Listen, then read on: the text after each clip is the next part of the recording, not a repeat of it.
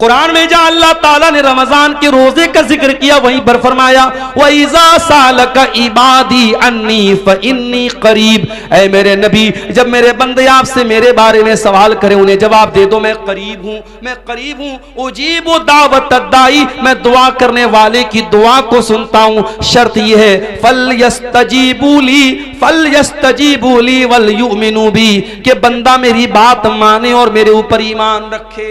रमजान दुआ का महीना है मेरे साथियों। जब आप भूखे प्यासे रह करके अल्लाह की बारगाह में हाथ फैलाते हैं, अल्लाह आपकी दुआ को रायगा नहीं करता, अल्लाह आपकी दुआ को लौटाता नहीं है। रमजान का महीना जब आता था अल्लाह के प्यारे नबी वेलकम करते थे, इस्तकबाल करते थे, सहाबे किराम को खुशखबरी देते थे। रमजान का महीना आता था, अल्लाह के नबी अपने सहाबा के सामने खुतबा देते थे और कहते थे अताकुम रमजान शहरुन मुबारकुन फरज़ल्लाहु अज़्ज़ा व जल्ला अलैकुम सियामा। ऐ मुसलमानों, रमजान का महीना आ चुका है, बरकत वाला महीना, मुबारक महीना आ चुका है। जिस महीने के रोजे तुम्हारे ऊपर फर्ज है वो महीना आ चुका है। तुफ्तहु फी अब्वाबुस समा, इस महीने में आसमान के दरवाजे खोल दिए जाते हैं। व तुगलक़ु फी अब्वाबुल जहीम, और जहन्नम के दरवाजे बंद कर दिए जाते हैं। व तुगल्लु फीहि मरदतुश शयातीन, और शैतानों को इस महीने के अंदर कैद कर दिया जाता है, जंजीरों में जकड़ दिया जाता है। लिल्लाहि फीहि लैलतुन हिया खैरुम मिन अल्फि शहर, अल्लाह की कसम इस महीने में एक रात ऐसी है जो 1000 महीने से अफजल है। 1000 महीना 84 साल से भी ज्यादा। एक रात, इस महीने में एक रात, और रात किसको बोलते हैं? मगरिब बाद से लेकर के फजर तक का टाइम, यानी मैक्सिमम 12 घंटा, 12-13 घंटा। ये मगरिब बाद से लेकर के फजर तक का टाइम, ये एक रात, अल्लाह के नबी कह रहे हैं कि इस महीने में एक रात ऐसी है जो बेहतर है 1000 महीने से, 84 साल से बेहतर है। मन हुरिमा खैरहा फकद हुरिम, जो उस महीने, उस रात की भलाई से महरूम हो गया, जिसको शबे कद्र में नेकी करने का मौका नहीं मिला, शबे कद्र में तिलावत करने का मौका नहीं मिला, जो शबे कद्र में रात में तहज्जुद नहीं पढ़ सका, उससे बड़ा महरूम, उससे बड़ा बदनसीब कोई नहीं। वो महीना बिल्कुल दस्तक दे रहा है। 2 दिन के बाद मेरे प्यारे साथियों वो महीना शुरू हो जाए। आप शेरशाह वादियों में कल्चर है, जब कोई मेहमान आता है तो खाना बाद में देते हैं, पहले उसको नाश्ता पहले कराते हैं। मैंने जो आमतौर से महसूस किया है कि भाई उसको पहले उसमें प्लेट में या डब्बे में थोड़ा सा मीठा रख देते हैं, थोड़ी सी नमकीन रख देते हैं, कुछ ड्राई फ्रूट्स रख देते हैं, कहीं कहीं सेब की कुछ फाके रख देते हैं, अंगूर रख देते हैं। ये एक मेहमान नवाजी का तरीका है आपके शेरशाहबादी समाज में। मैं देखता हूं, ये महसूस करता हूं पूरे सीमांचल में। क्यों करते हैं आप ऐसा? कि नहीं भाई हमारे दरवाजे पर मेहमान आया है, और मेहमान अगर बड़ा मेहमान हो, रिस्पेक्टेड हो, सम्मान के लायक हो, तो जाहिर है कि आप और ज्यादा उसकी इज्जत करते हैं। जितना बड़ा मेहमान है उसी के हिसाब से आप तैयारी करते हैं। ऐसा तो नहीं हो सकता कि मेहमान आपके घर में आए और कपड़े इधर पड़े हैं, गंदगी पड़ी है, घर में सफाई नहीं है। अगर ऐसा करेंगे तो यह माना जाएगा कि आपके अंदर मैनर नहीं है, आपके अंदर तौर तरीका नहीं है, तमीज नहीं है। मेहमान आने वाला होता है, हम अपने कमरों को सजाते हैं, अपने घर को सजाते हैं, साफ सफाई करते हैं। ये कॉमन सेंस की बात है जिस पर हम सब अमल करते हैं। मेरे प्यारे साथियों, रमजान का महीना भी तो एक मेहमान बन के आ रहा है। ऐसा मेहमान बन के आ रहा है जो अल्लाह की रहमतें लेकर के आ रहा है। ये महीना हमारे और आपके गुनाहों की बख्शिश का जरिया बन करके आ रहा है। हम अगर चाहें तो इस महीने में अपने गुनाहों को बख्शवा सकते हैं। इस महीने में तरावी की नमाज पढ़ करके हम अल्लाह ताला के मुकर्रब बन सकते हैं। इस महीने का रोजा रख करके अल्लाह से अपने गुनाहों को माफ करवा सकते हैं। इस महीने में कुरान की तिलावत करके अपने गुनाहों के बादलों को हम छांट सकते हैं, साफ कर सकते हैं।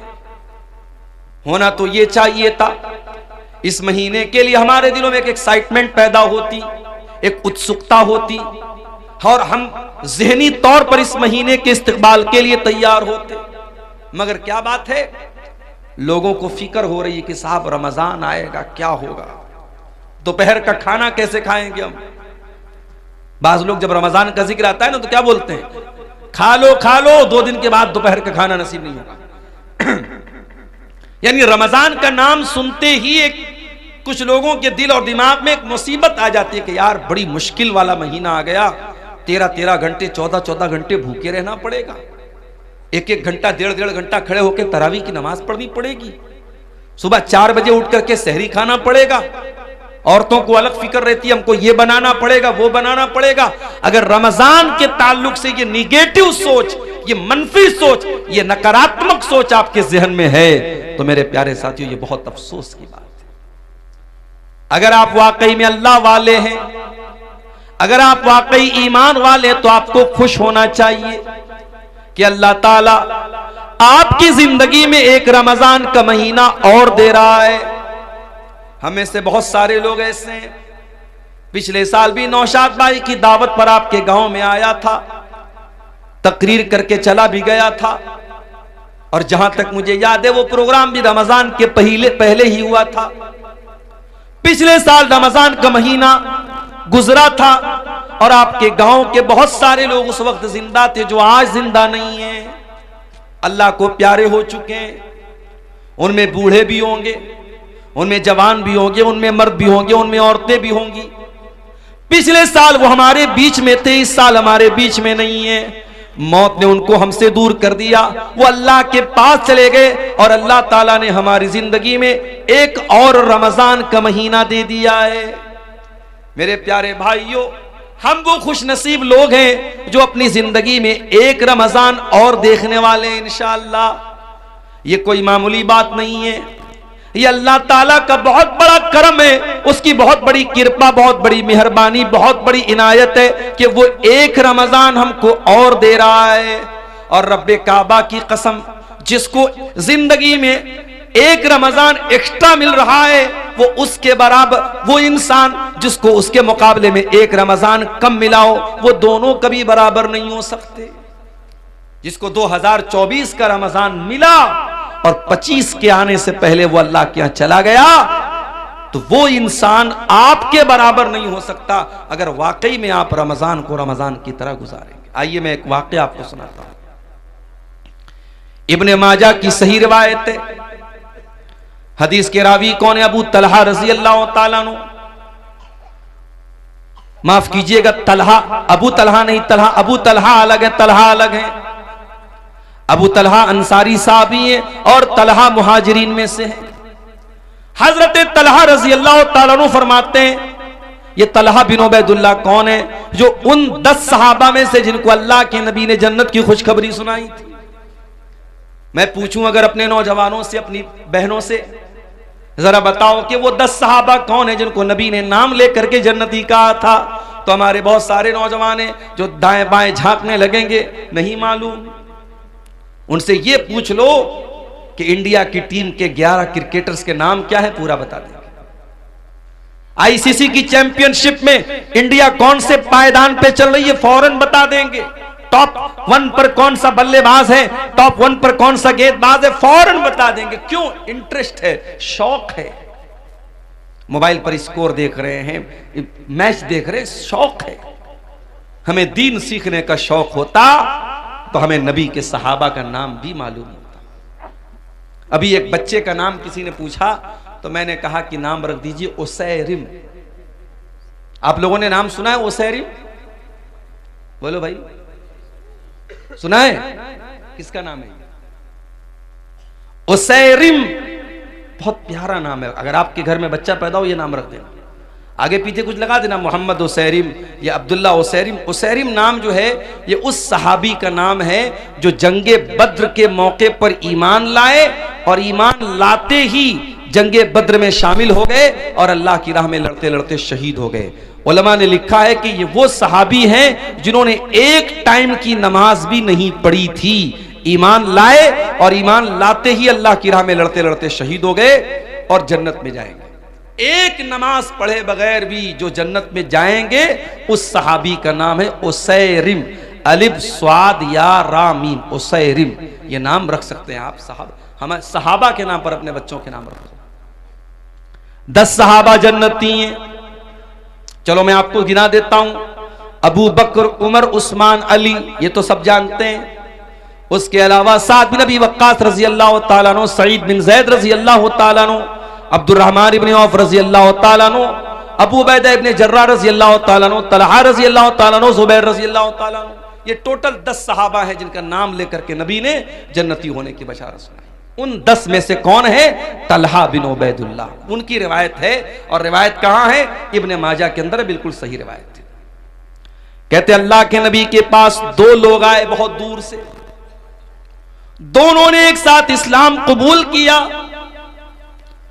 वो दोनों दोस्त भी हो सकते थे, दोनों पड़ोसी भी हो सकते थे, दोनों भाई भी हो सकते थे, हदीस में उसकी वजाहत नहीं है।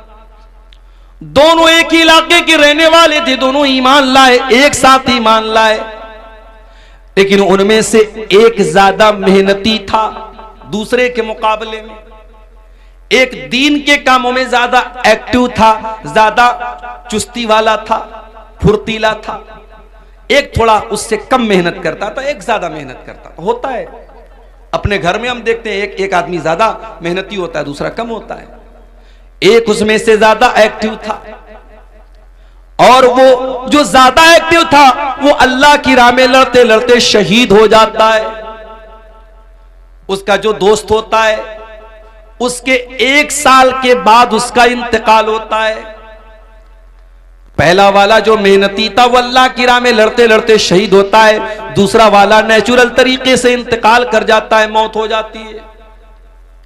हजरत तलहा कहते मैंने ख्वाब देखा कि मैं जन्नत के दरवाजे पर खड़ा हूं।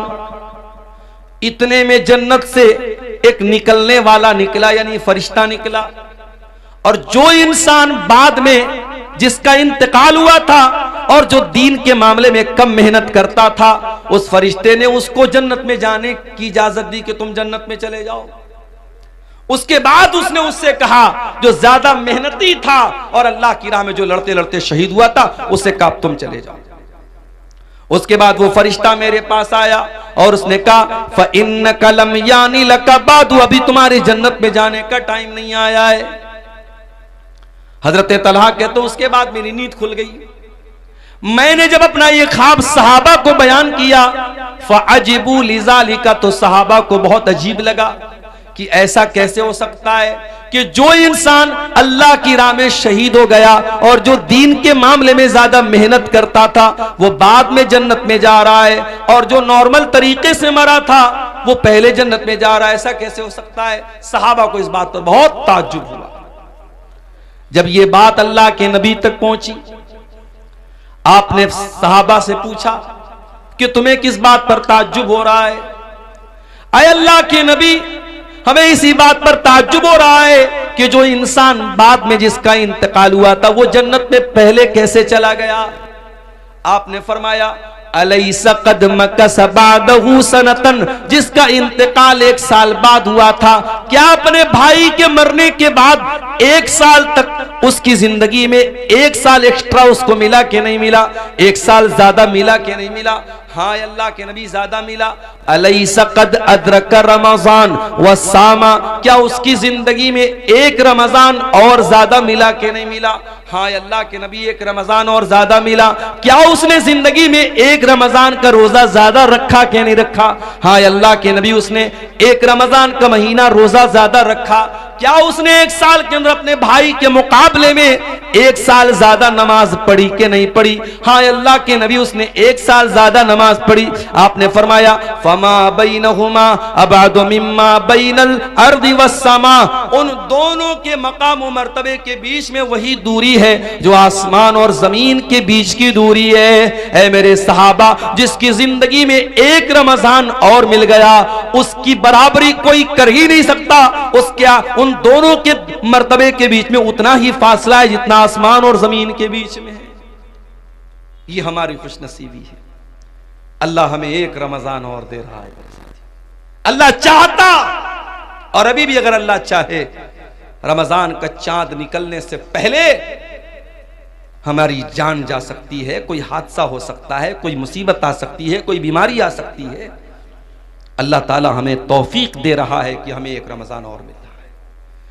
इसीलिए सहाबा किराम क्या करते थे, ताबईन क्या करते थे, वो रमजान का इंतजार किया करते थे और अल्लाह से दुआ किया करते थे, अल्लाहुम्मा बल्लिगना रमजान, आय अल्लाह तू रमजान तक हमको पहुंचा दे, आय अल्लाह इतनी जिंदगी दे दे, इतनी सांसें दे दे कि रमजान का महीना हमको मिल जाए। और रमजान में सारी मेहनत करते थे, अमल करते थे, और जब रमजान गुजर जाता था तो दुआ करते थे, अल्लाहुम्मा तक़ब्बल मिन्ना रमजान, आय अल्लाह हमने रमजान में जो तरावी की नमाज पढ़ी, जो रोजा रखा, जो तिलावत की, जो एतकाफ किया, जो भी हमने नेकी की, आय अल्लाह तू हमारी नेकी को कबूल कर ले। 6 महीना इंतजार करते थे रमजान का, और 6 महीना रमजान में जो इबादत करते थे उसकी कबूलियत की दुआएं किया करते थे। कौन?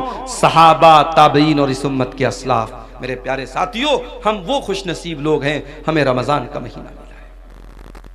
अगर हमारे दिमाग में एक्साइटमेंट नहीं है, रमजान को लेकर के हमारे दिमाग में कोई तैयारी नहीं है, तो ये खतरे की घंटी है। हमें ये समझ लेना चाहिए कि हमारा ईमान बहुत कमजोर है।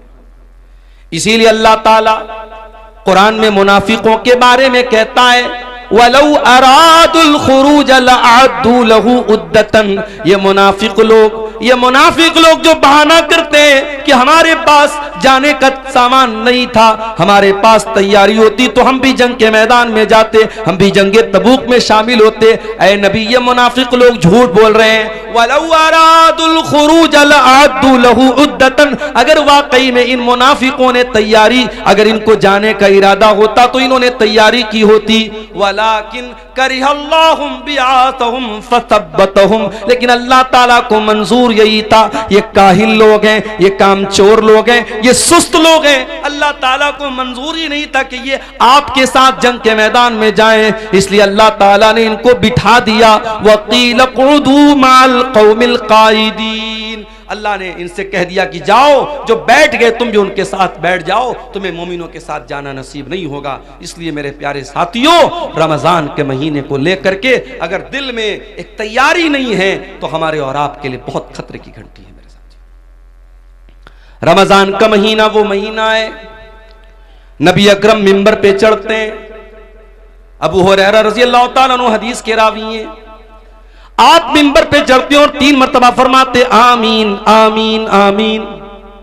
साहबा कहते हैं, अल्लाह के नबी क्या बात है, आप आमीन क्यों बोल रहे हैं 3 बार? आपने कहा, जब मैंने मिंबर की पहली सीढ़ी पर कदम रखा, जिब्रील आए और उन्होंने कहा कि जो इंसान रमजान का महीना पाए फलम युगफर लहू, और उसकी बख्शिश न हो सके, फकद अबदहुल्लाह, अल्लाह ताला अपनी रहमत से दूर कर दे उस इंसान को, बर्बाद हो जाए वो इंसान जो रमजान का महीना पाए और अपनी बख्शिश न करवा सके। जिब्रील ने ये बद्दुआ की और मुझसे कहा कि आमीन कहो, तो मैंने आमीन कहा। फिर जब मैं दूसरी सीढ़ी पर पहुंचा, जिब्रील ने कहा कि जो अपने माँ बाप में से दोनों को या किसी एक को बुढ़ापे की हालत में पाए और उसके माँ बाप उसको जन्नत में दाखिल न कर पाए। बड़ा मसला है मेरे भाई। माँ की तरफ से आज मदरसे में चंदा देने को हम तैयार हैं, बाप की तरफ से मस्जिद बनवाने को तैयार है, ट्यूबवेल बनाने को तैयार है। माँ जिंदा होती है तो माँ के ऊपर 5 रुपया खर्च करने में भी हमारा दिल घबराता है। बाप जिंदा है तो बाप को 100 रुपया देने में भी हमारी जान निकलती है। और माँ के मरने के बाद और बाप के मरने के बाद बड़ी मोहब्बत हमारे दिल में पैदा हो जाती है और मस्जिदें बनवाते हैं, मदरसे बनवाते हैं। माफ करना मेरे प्यारे साथियों, जितना खर्च आप माँ बाप के मरने के बाद उनको सवाब पहुंचाने के लिए करते हैं, अगर उनकी जिंदगी में उतना खर्च करते तो शायद आप जन्नत में चले जाते। माँ बाप की कदर करो मेरे भाइयों, उनकी जिंदगी में उनको रुलाना, उनकी आंखों में आंसू लाना और मरने के बाद उनकी तरफ से बड़े बड़े चंदे देना और उनके लिए बैठ के दुआएं करना, उनकी कब्र पे जाके रोना, ये ढकोसलेबाजी और कुछ नहीं है। माफ कीजिएगा, माँ बाप की जिंदगी में कदर करो मेरे साथ। जिसको बुढ़ापे में माँ बाप मिले और माँ बाप उसको जन्नत में दाखिल न कर पाए। अल्लाह के नबी कहते जिब्रील ने कहा अबादहुल्लाह, अल्लाह ताला ऐसे इंसान को अपनी रहमतों से दूर कर दे। जिब्रील ने बद्दुआ की और मैंने कहा आमीन। उसके बाद जब मिंबर की तीसरी सीढ़ी पर मैं चढ़ा तो जिब्रील ने कहा वो इंसान जिसके सामने ऐ नबी आपका नाम लिया जाए, जिसके सामने मोहम्मद कहा जाए सल्लल्लाहु अलैहि वसल्लम, और वो आपका नाम सुनने के बाद आपके ऊपर दरूद न पड़े, सल्लल्लाहु अलैहि वसल्लम न पड़े, उस इंसान के ऊपर भी अल्लाह की लानत बरसे, उस इंसान को भी अल्लाह अपनी रहमत से दूर कर दे। जिब्रील ने यह बद्दुआ की और मैंने आमीन कहा। ये 3 बद्दुआएं थीं जो फरिश्तों के सरदार ने बद्दुआ की थी और नबी ने आमीन कही थी। मेरे प्यारे साथियों, कितना बड़ा बदनसीब है वो इंसान जिसकी जिंदगी में रमजान का महीना आए और वो अब अल्लाह ताला के यहां अपनी बख्शिश न करवा सके। और ये भी याद रखिए, कुरान करीम में अल्लाह ताला ने अगर किसी एक महीने का नाम लिया है तो वो भी सिर्फ और सिर्फ रमजान का महीना है। महीने तो 12 हैं मगर अल्लाह ने सिर्फ एक महीने का नाम लिया और वो महीना रमजान का महीना है। और जब अल्लाह ने रमजान के महीने का नाम लिया कुरान के दूसरे पारे में तो क्या कहा अल्लाह ने? अल्लाह ने ये नहीं कहा रमजान रोजे का महीना है, अल्लाह ने ये नहीं कहा रमजान तरावी का महीना है, अल्लाह ने ये नहीं कहा रमजान एतिकाफ का महीना है, अल्लाह ने ये नहीं कहा रमजान ज़कात का महीना है। अल्लाह ने फरमाया शहरु रमज़ान अल्लज़ी उन्ज़िला फ़ीहिल कुरान, रमजान का महीना वो महीना है जिसमें कुरान उतारा गया।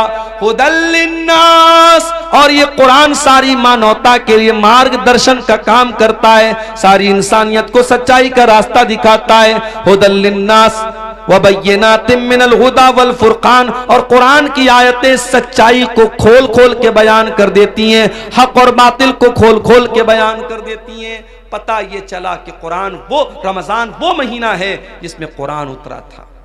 अच्छा, अब एक सवाल ये पैदा होता है कि कुरान तो इकट्ठा नहीं उतरा, कुरान तो अल्लाह के नबी के ऊपर थोड़ा थोड़ा 23 साल में उतरा, तो फिर इसका क्या मतलब है कि कुरान रमजान के महीने में उतरा? तो इसको भी नोट कर लो कि कुरान 2 तरीके से उतरा है। एक तो कुरान लौहे महफूज से मुकम्मल आसमान दुनिया पर, ये जो आसमान हमको नजर आता है ना, ये जो पहला आसमान है इसका नाम आसमान दुनिया है। दुनिया मतलब करीब, क्योंकि ये आसमान हमसे सबसे ज्यादा करीब है इसलिए इसको आसमान दुनिया कहा जाता है। इसके ऊपर 6 आसमान और हैं।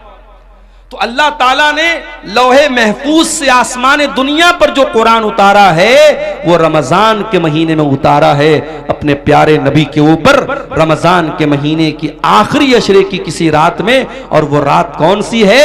ये वही रात है जिसको लैलतुल कद्र कहा गया और जिसके बारे में अल्लाह ने कुरान की सूरत नाजिल की, इन्ना अंज़लनाहु फी लैलतिल कद्र वमा अदराका मा लैलतुल कद्र लैलतुल कद्र खैरुम मिन अल्फि शहर। ऐ मेरे नबी, इस कुरान को हमने लैलतुल कद्र में उतारा है और आप क्या जाने के लैलतुल कद्र क्या है? लैलतुल कद्र खैरुम मिन अल्फि शहर, लैलतुल कद्र तो 1000 महीने से बेहतर है। तो एक तो कुरान अल्लाह ताला के यहां से आसमान पर उतरा, फिर वहां से थोड़ा थोड़ा करके हमारे नबी के ऊपर उतरा है। इसलिए अल्लाह कह रहा है कि रमजान का महीना वो महीना है जिसमें कुरान उतारा गया है। और आज अफसोस की बात है, हमारा वो नौजवान जो 24 घंटे में हजारों बार मोबाइल खोलता है कि व्हाट्सएप पर किसका मैसेज आया, इंस्टा पर किसका मैसेज आया, फेसबुक की पोस्ट को कितने लोगों ने लाइक कर लिया और इंस्टाग्राम के फोटो को कितने लोगों ने लाइक कर लिया, व्हाट्सएप के स्टेटस को कितने लोगों ने देख लिया। एक एक मैसेज को पढ़ता है, एक एक लाइक को देखता है। लोगों के लाइक की इतनी परवाह करने वाला इंसान, शायद इतनी मर्तबा तूने कुरान को पढ़ा होता तो अल्लाह तुझे लाइक कर लेता। अगर तूने कुरान से इतना ताल्लुक जोड़ा होता तो अल्लाह की नजर में तू पसंदीदा हो जाता। मेरे प्यारे साथियों, आप जिससे मोहब्बत करते हैं उसके मैसेज का इंतजार करते हैं। अगर आप अब्दुल गफ्फार साहब से मोहब्बत करते हैं और आपने उनको मैसेज किया है और आपके मैसेज को उन्होंने ओपन तक नहीं किया, खोला तक नहीं, और आपसे 1 साल के बाद अब्दुल गफ्फार साहब मिले और कहा कि अरे यार क्या हाल चाल है, दोस्ती का आपको जो है दम भरने की कोशिश की और दोस्ती का नाम लिया, तो आप गुस्से में कहेंगे कि अरे भाई जाओ, आप तो इतने बड़े इंसान हैं कि आपने मेरा मैसेज तक खोल के नहीं देखा, आप क्या दोस्ती की बात करते हैं। दुनिया में हम देखते हैं कि दोस्त का मैसेज आता है तो ऐसा नहीं हो सकता कि हम दोस्त भी माने और उसका मैसेज इग्नोर कर दें। मेरे प्यारे साथियों, अल्लाह का कलाम और अल्लाह का मैसेज है ये कुरान, और ये कुरान आज हमारे घरों में गर्द खा रहा है, धूल और मिट्टी खा रहा है।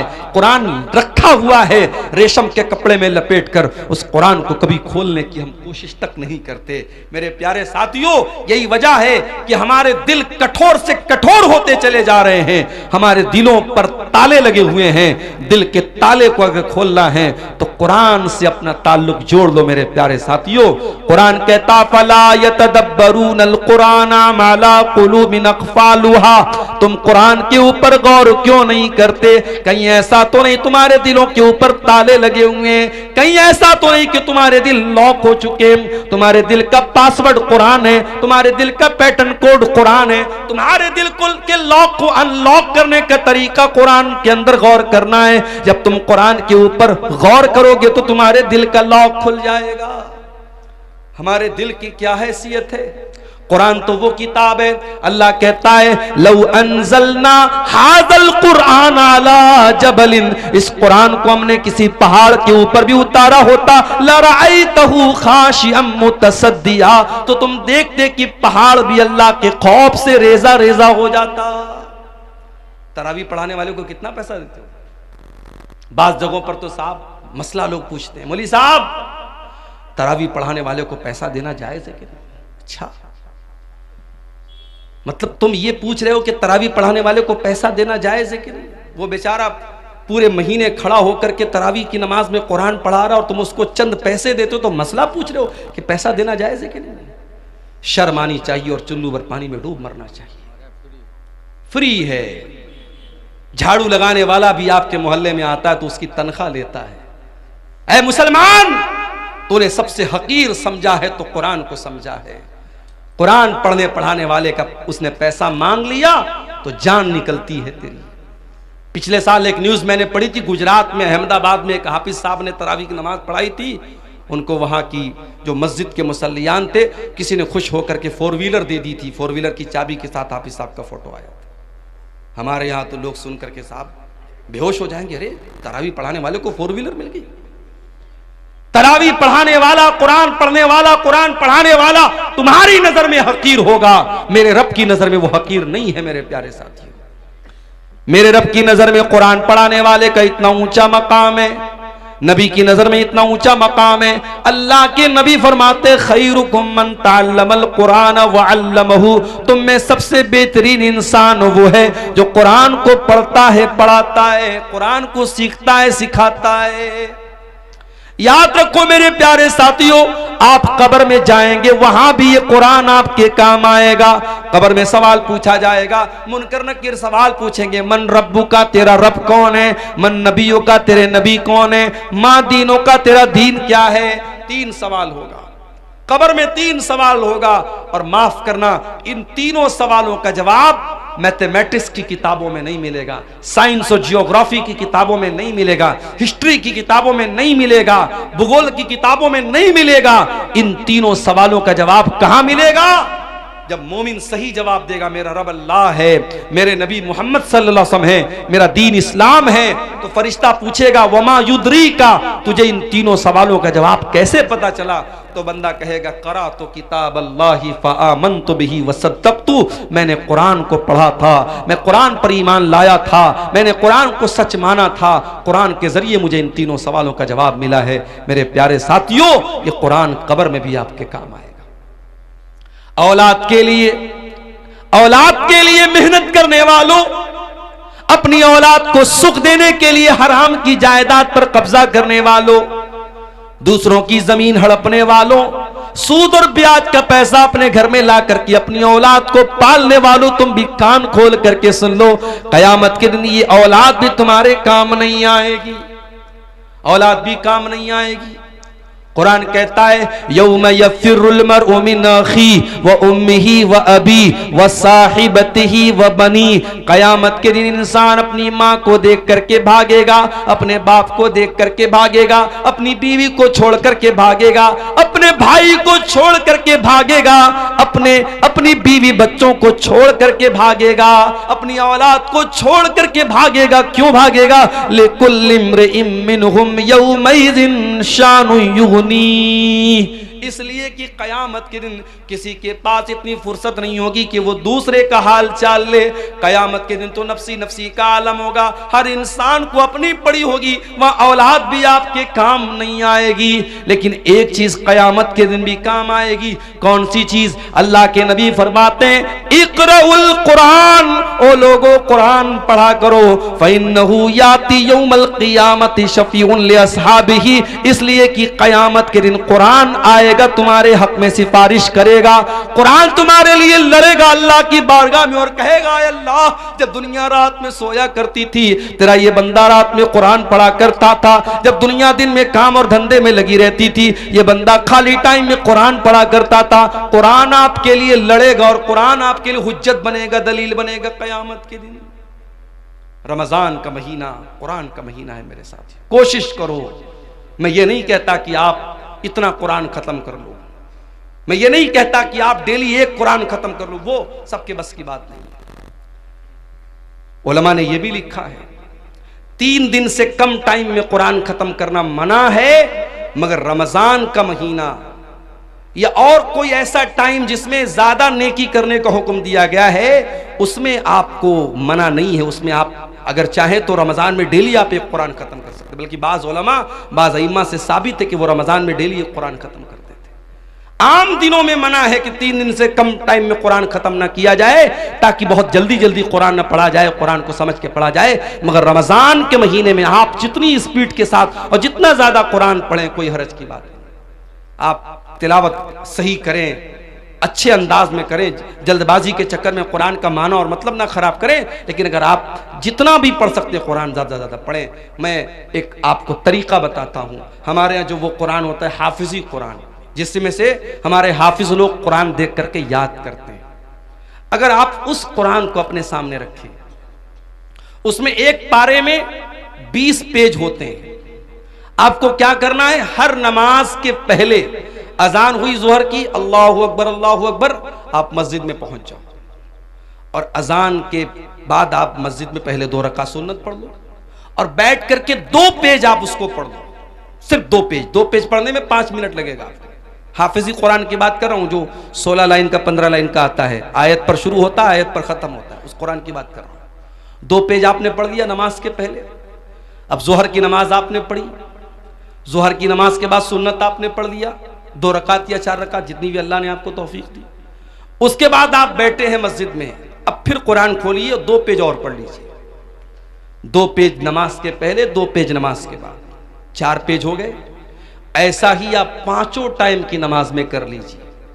सिर्फ इतना कर लीजिए आप रमजान में कि हर नमाज के पहले 2 पेज पढ़ना है, हर नमाज के बाद 2 पेज पढ़ना है। 5 टाइम की नमाज में आपके 20 पेज हो जाएंगे। एक पारा आपका आराम से डेली, आप कोई एक्स्ट्रा टाइम आपको नहीं निकालना पड़ा। 5 मिनट आपने नमाज के पहले निकाला, 5 मिनट नमाज के बाद निकाला। आप हर नमाज के बाद इस तरीके से भी करेंगे, एक्स्ट्रा टाइम नहीं भी निकालेंगे तो कम से कम एक कुरान तो आप रमजान में खत्म कर लेंगे इंशाअल्लाह। ये एक मैं तरीका आपको बता रहा हूं। रमजान कुरान का महीना है मेरे साथियों, तवज्जो दो। और 2 तरीके की तिलावत करो रमजान। एक तिलावत तो ये वाली कर लो कि बस पढ़ना है, सिर्फ पढ़ोगे तब भी सवाब मिलेगा। और एक तिलावत और करो कि समझ करके पढ़ना है। अल्हम्दुलिल्लाहि रब्बिल आलमीन। अब ये आयत आपने पढ़ी, अब नीचे तर्जमा पढ़ लो। तमाम तारीफें अल्लाह के लिए हैं जो सारे जहान का रब है। फिर हो सके तो कोई तफसीर पढ़ लो, तफसीर इब्ने कसीर आती है उर्दू में, वो देख लो। अहसनुल बयान उर्दू की बहुत अच्छी तफसीर है, उसको देख लो। अगर कोई किताब नहीं पढ़ सकते, मोबाइल पर ऐप आता है तफसीर का, अहसनुल बयान का ऐप भी आता है, ऐप से पढ़ लो। धीरे धीरे एक एक आयत की तफसीर जितना टाइम निकाल सकते हो पढ़ो। कुरान पढ़ने का और कुरान पर गौर करने का महीना है रमजान का। ये 2 काम हमें और आपको करना है मेरे साथ। और आगे बढ़िए। सीमांचल के इलाके में बैठा हूं मैं। जब तक मौलाना अजीजुर रहमान साहब यहां आकर के तरन्नुम के साथ बंगला जबान में दुआएं न करें, मदरसे को चंदा नहीं मिलेगा। कई जगहों पर लोगों ने मुझसे कहा मौलाना आप चंदा कीजिए, मुझे चंदा करना आता नहीं। और मैं वो लंबी लंबी ये जो दुआएं देते हैं दान देने वाले को तरन्नुम के साथ बंगला ज़बान में, अल्लाह ताला बिल्कुल जन्नतुल फिरदौस में पहुंचा देते, वह पहुंचा भी नहीं सकता मैं। तो अब ये जो मिजाज हमारा बना है कि जब तक दुआ नहीं करेगा सामने वाला, ऐलान नहीं करेगा माइक से, तब तक हम चंदा नहीं देंगे, ये मिजाज भी बदलने की जरूरत है। जरूरी नहीं है कि हर बात का माइक में ऐलान कराया जाए। बनारस में एक मस्जिद बन रही है हमारे मोहल्ले के करीब में। एक अल्लाह का बंदा आया, नमाज उसने पढ़ी, उसने ऐलान सुना कि यह मस्जिद की तामीर का काम चल रहा है। मस्जिद की कमेटी के जिम्मेदार के कान में धीरे से उसने कहा मौलाना साहब मस्जिद की तामीर में जितना छड़ लगेगा मैं देने को तैयार। कोई ऐलान नहीं हुआ, कोई माइक पर लंबी चौड़ी दुआएं उसके लिए नहीं की गई।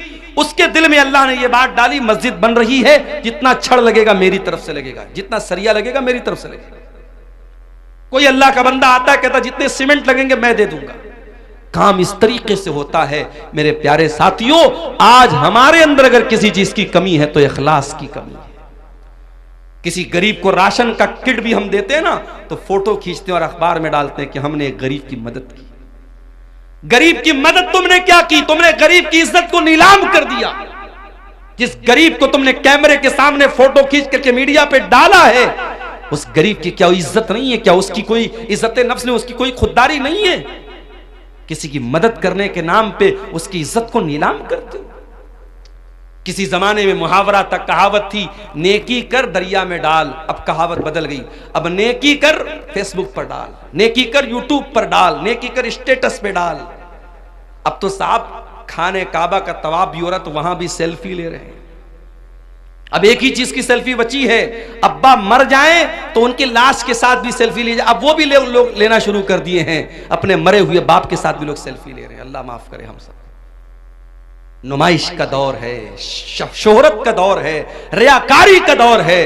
रमजान का महीना हमें ये सबक भी सिखाता है मेरे साथियों कि कुछ इबादतें ऐसी भी होनी चाहिए जो हमारे और अल्लाह के बीच में होनी चाहिए, और रोजा ऐसी ही एक इबादत है।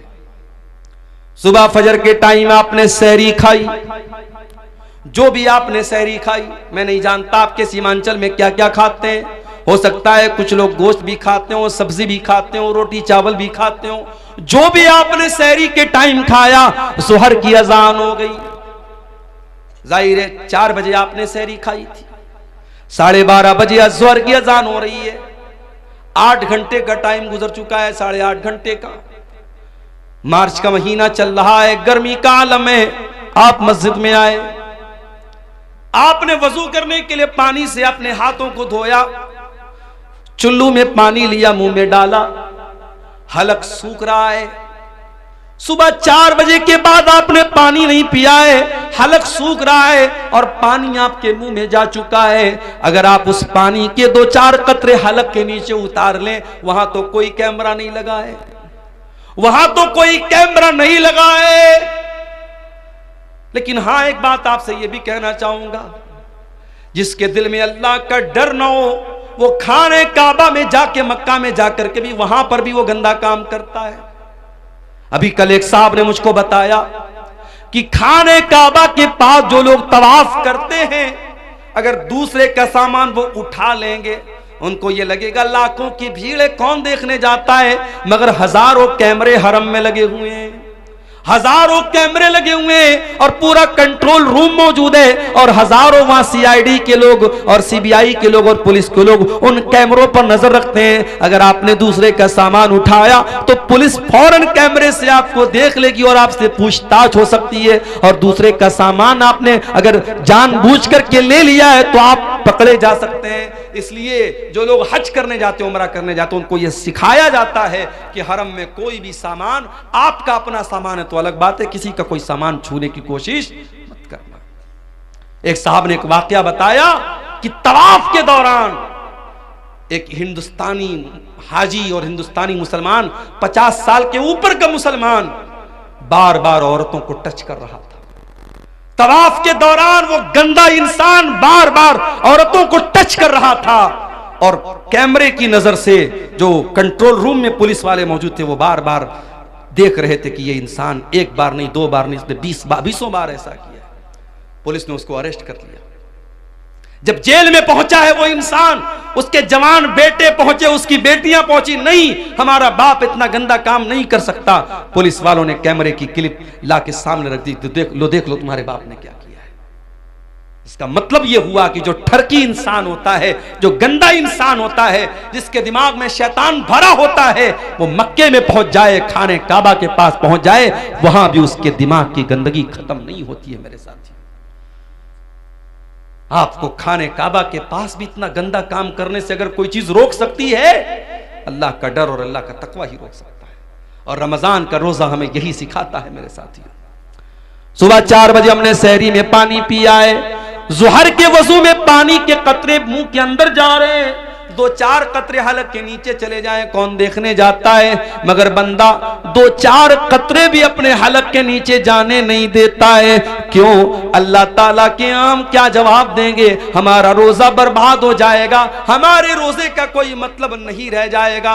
इसीलिए अल्लाह के नबी फरमाते हैं कि अल्लाह ताला कहता है अस्सौमु ली व अना अजज़ी बिही, कि बंदा रोजा मेरे लिए रखता है और उसका बदला मैं ही दूंगा। यदौ तामहु व शराबहु व शहवतहु मिन अजली, बंदा मेरे लिए खाना छोड़ देता है, बंदा मेरे लिए पानी छोड़ देता है, बंदा मेरे लिए शहवत छोड़ देता है। बीवी मौजूद है, बीवी के पास नहीं जाता, खाना मौजूद है, खाना नहीं खाता है, पानी मौजूद है, पानी नहीं पीता है। अल्लाह के लिए रोजा हमें इखलास सिखाता है, रोजा हमें अल्लाह का डर सिखाता है। रोजे से सबसे बड़ा मकसद मेरे प्यारे साथियों यही है कि हमारे दिलों में अल्लाह का तकवा पैदा हो जाए। इसीलिए अल्लाह कुरान के दूसरे पारे में कहता है या अय्युहल्लज़ीना आमनू कुतिबा अलैकुमुस्सियामु कमा कुतिबा अलल्लज़ीना मिन क़ब्लिकुम लअल्लकुम तत्तकून। ऐ ईमान वालो, तुम पर रोजे फर्ज किए गए जिस तरीके से तुमसे पहले के लोगों पर फर्ज किए गए, ताकि तुम मुत्तकी बन जाओ, ताकि तुम्हारे दिलों में अल्लाह का तकवा, अल्लाह का डर पैदा हो जाए। तो रमजान के अंदर तकवा पैदा करो मेरे साथियों। और आगे बढ़िए, रमजान के अंदर एक काम हमें और भी करना है। रमजान दुआ का महीना है।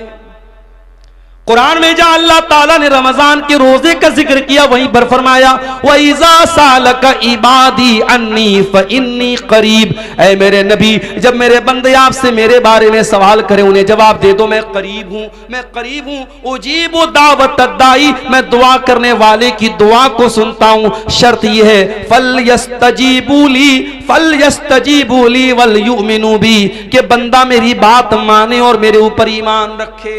रमजान दुआ का महीना है मेरे साथियों। जब आप भूखे प्यासे रह करके अल्लाह की बारगाह में हाथ फैलाते हैं, अल्लाह आपकी दुआ को रायगा नहीं करता, अल्लाह आपकी दुआ को लौटाता नहीं है।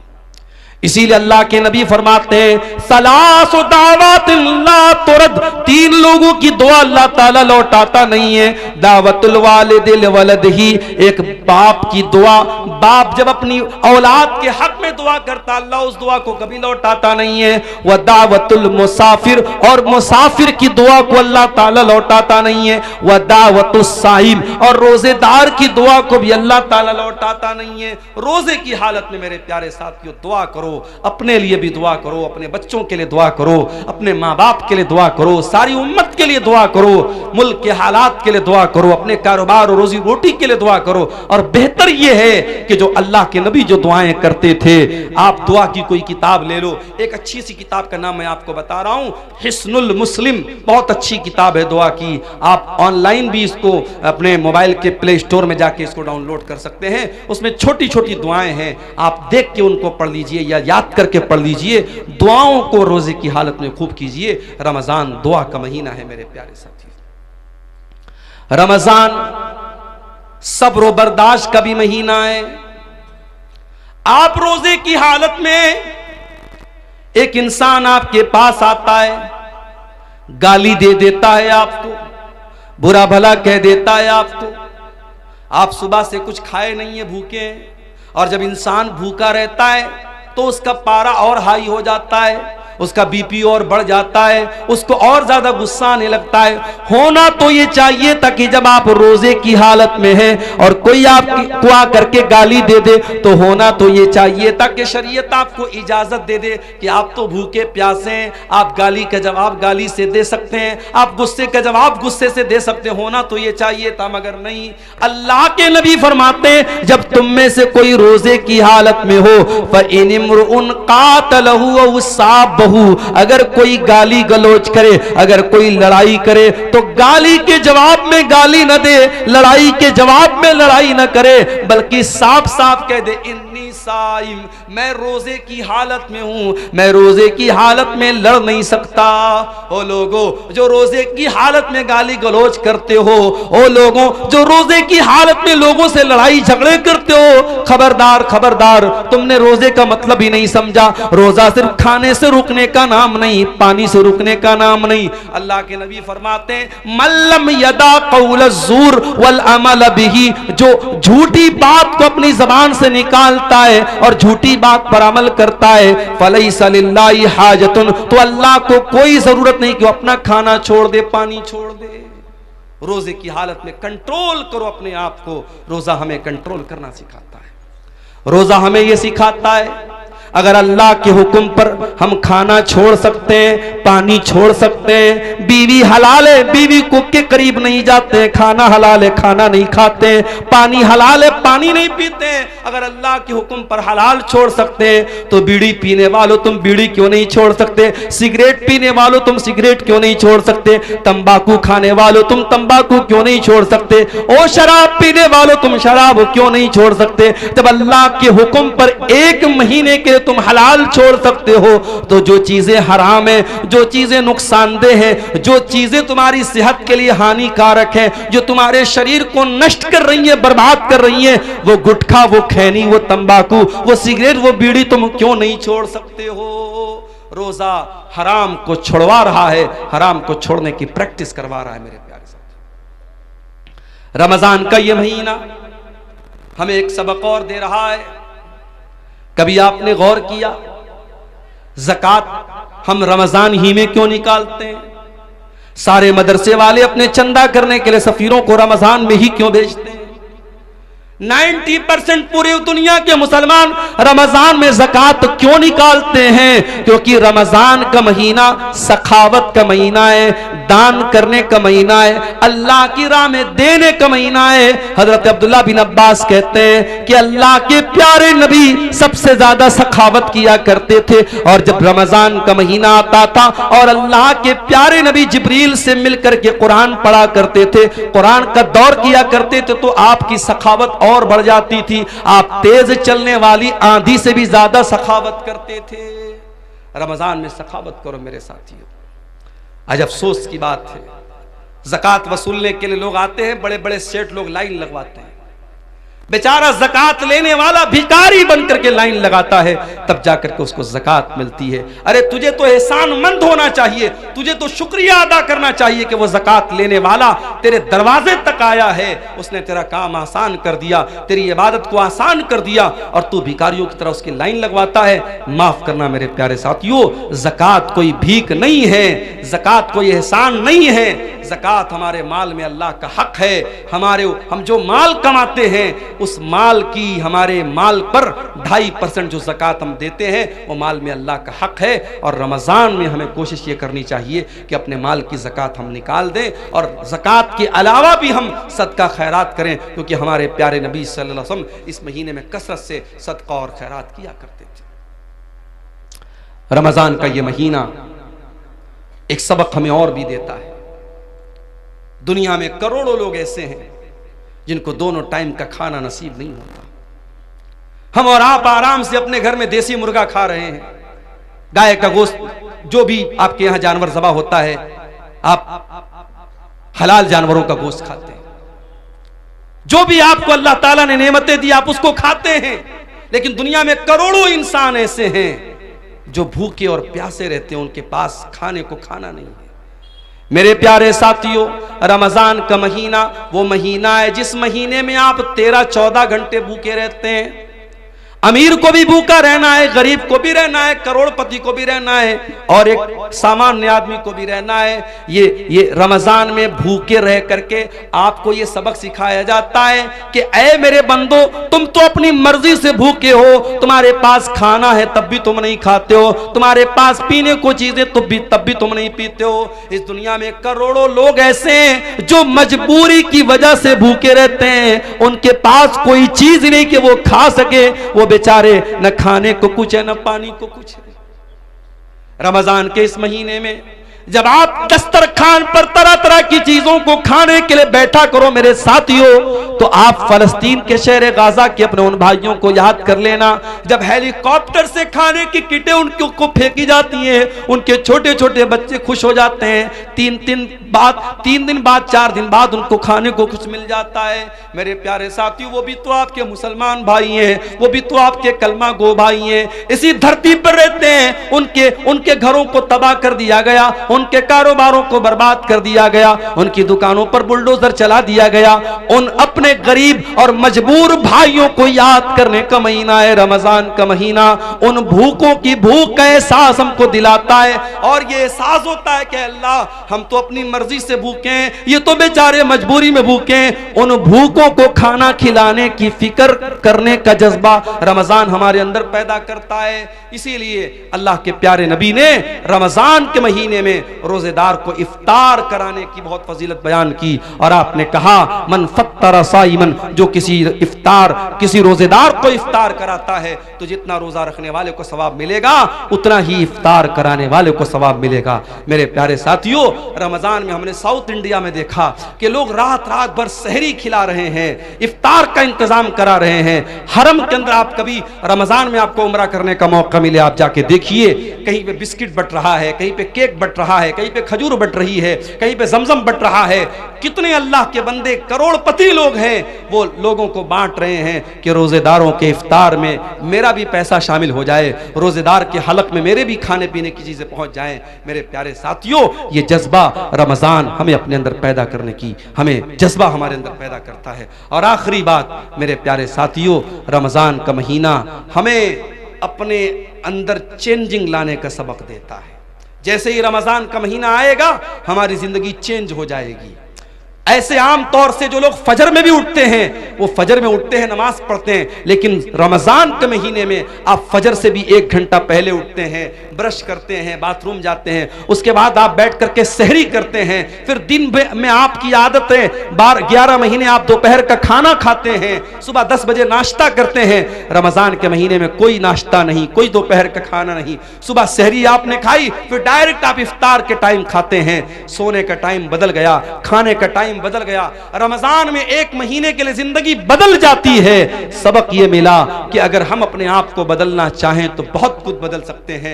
मेरे प्यारे साथियों, शायर कहता है, खुदा ने आज तक उस कौम की हालत नहीं बदली, न हो जिसको ख्याल खुद अपनी हालत के बदलने का। अगर कौम के हालात को बदलना है, अगर मिल्लत के हालात को बदलना है, तो रमजान का महीना एक सबक दे रहा है कि 1 महीने के लिए अगर अपने टाइम टेबल को हम बदल सकते हैं तो हम कौम और मिल्लत के हालात को भी मेरे साथियों बदल सकते हैं। सवालात कुछ आए हैं, क्या नापाकी की हालत में सहरी खा सकते हैं? अगर रात में इंसान नापाक हुआ है और उसी हालत में फजर की अजान हो गई, उसी हालत में फजर की अजान हो गई, कोई हरज की बात नहीं। उसी हालत में सहरी खा लिया, कोई हरज की बात नहीं। लेकिन अगर नापाक हुआ है और फजर की अजान हो गई तो जल्दी से जाकर के गुस्ल कर ले ताकि जमात से नमाज पढ़े।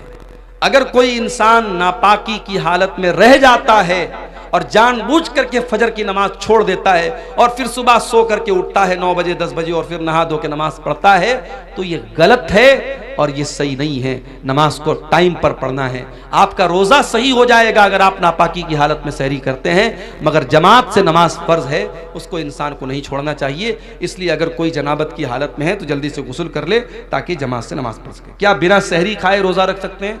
बिना सहरी खाए नफिल रोजा तो रख ही सकते हैं। रमजान का रोजा भी रख सकते हैं, मगर एक शर्त है कि रात में आप ये नियत करके सोए हों कि हाँ मुझे कल सुबह रोजा रखना है।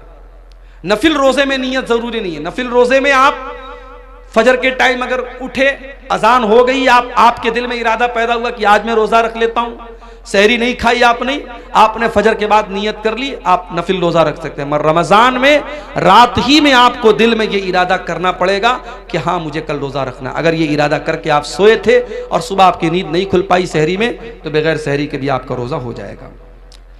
रोजे की हालत में थूक निगलना कैसा है? ऑटोमेटिक नेचुरली तौर पे अगर कुछ थूक आपका हलक के अंदर चला जाता है तो कोई हरज की बात नहीं, लेकिन जानबूझ के अपने मुंह में ढेर सारा थूक बनाना और उसको निगलना, ये मुनासिब बात नहीं, ये जो है अखलाक के भी खिलाफ बात है, ऐसा नहीं करना चाहिए। बहरहाल उससे रोज़ा तो नहीं टूटेगा, मगर ऐसा करना ठीक नहीं है। क्या रोज़ेदार रोज़े की हालत में बीवी का बोसा ले सकते हैं? ले सकते हैं, मगर एक शर्त के साथ कि इंसान को अपने ऊपर कंट्रोल हो। पता लगा कि बीवी का बोसा लेने गया और नापाक हो गया तो मसला हो जाएगा, फिर वो एक रोजा ही नहीं जाएगा, उसको 60 रोजा रखना पड़ जाएगा, या 60 मिस्किनों को खाना खिलाना पड़ जाएगा, या लगातार 2 महीना उसको रोजा रखना पड़ेगा, तो वो बहुत भारी पड़ जाएगा। इसलिए जो इंसान अपने नफ्स पर कंट्रोल कर सकता है उसको इस बात की इजाजत दी जा सकती है, इससे रोजा नहीं टूटता है। ठीक है, जो शख्स किसी बीमारी की हालत में रोजा न रख सके तो उसका क्या मसला होगा?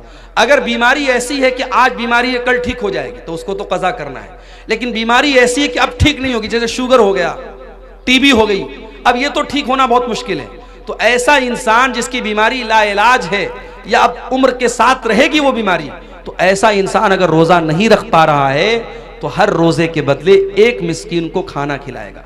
एक मिस्किन को 2 टाइम का खाना उसको खिलाना रहेगा। बेहतर यह कि खाना खिला दे या 2 टाइम के खाने का जो अनाज है वो अनाज दे दे। अगर अनाज देने में भी कोई प्रॉब्लम है तब बहुत मजबूरी की हालत में उसका पैसा दे सकता है, वरना शरीयत में इताम का लफ्ज आया, खाना खिलाने का लफ्ज आया है, तो खाना ही देना चाहिए या खाने की जगह अनाज देना चाहिए।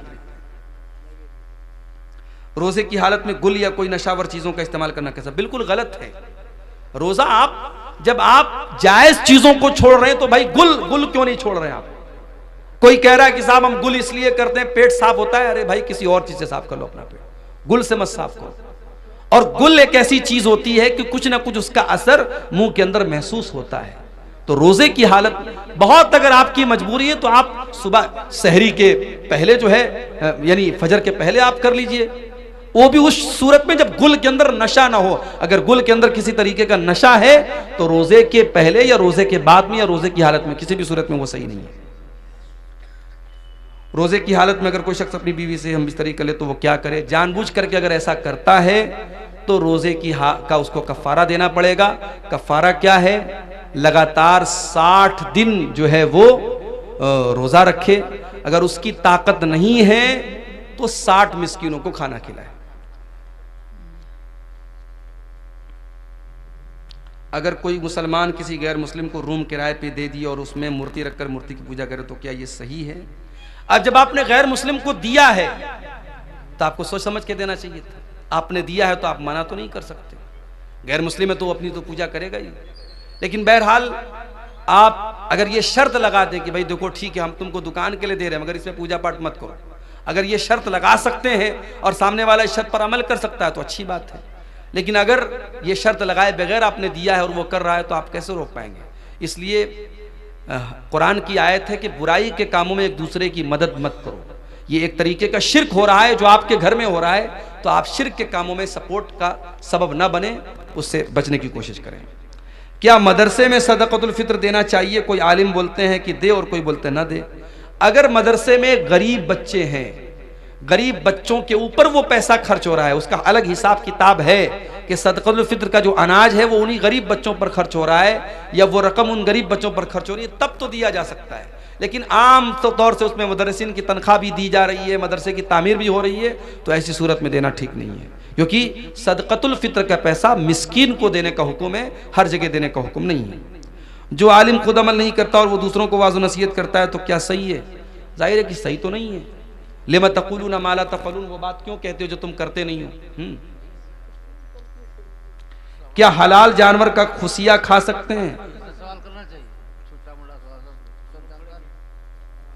जानवर जब हलाल है तो उसके बदन की तमाम चीजें हलाल है, कोई भी चीज मकरूह नहीं है। ठीक है, अल्लाह ताला से दुआ है अल्लाह ताला हम सबको नेक अमल की तौफीक अता फरमाए। रब्बुल आलमीन हमें कहने सुनने से ज़्यादा अमल की तौफीक दे, ईमान पर कायम रखे, ईमान पर हम सबका खात्मा हो।